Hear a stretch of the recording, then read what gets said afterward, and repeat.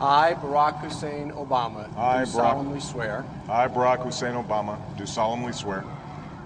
That I will execute the office of President to the United States faithfully. That I will execute faithfully the office of President of the United States. The office of President of the United States faithfully. And will, to the best of my ability. And will, to the best of my ability. Preserve, protect, and defend the Constitution of the United States. Preserve, protect, and defend the Constitution of the United States. The original Constitution, I think it is an imperfect document, and I think it is a document that reflects some deep flaws in American culture, the colonial culture nascent at that time. I think we can say that the Constitution reflected an enormous blind spot in this culture, and that the framers had that same blind spot. It also reflected the fundamental flaw of this country that continues to. I have two words for you: predator drones. You will never see it. In the United States, DHS, the Department of Homeland Security, has purchased up to 750 million rounds of deadly ammo, a purchase which the DHS has not given an explanation for.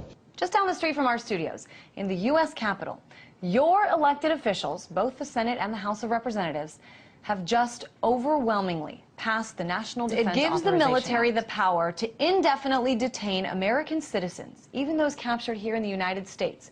But Senators McCain and Levin have added this legislation which would authorize the president to declare the entire United States of America, all 50 states and all territories, to be a battlefield, even though there's no battle, thanks be to God, going on here. War on terror is different. And that would authorize him to use commander-in-chief authority in the United States, to use the military to arrest people in the United States who, in the president's opinion, are enemies of the country. Graham, who supports it, has argued that this would authorize the president of the United States to arrest Americans by simply saying they gave up their citizenship New questions rights. Tonight about an Army combat brigade being trained to deal with civil disturbances in the United States.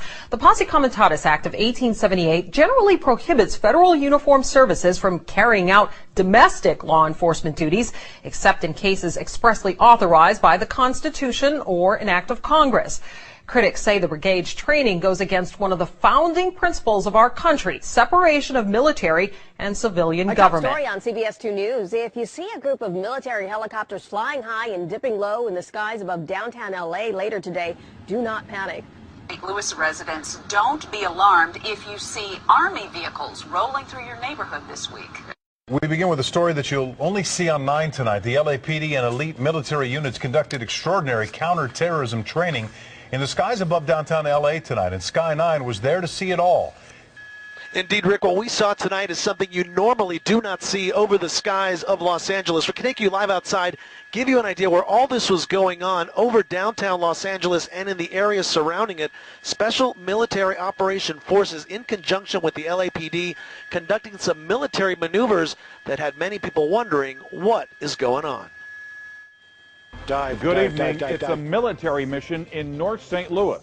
Heavily armored vehicles are rolling into town, and while they come in peace, there are all kinds of rumors about why they are here. News Channel 5's Casey Nolan is live somewhere in St. Charles County, where he got an up-close look at the military vehicles. Casey?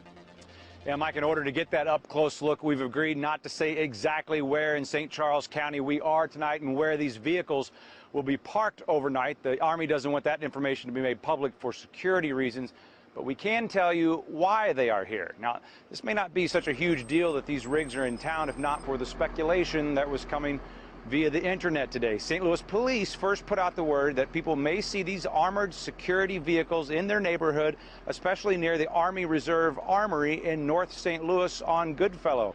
But that was about all the information they released. On the KSTK Facebook page, in just a few hours, we had more than 100 people weighing in on what was going on, with comments ranging from people saying they would stop and salute if they saw the vehicles, to others worried this was the beginning of martial law.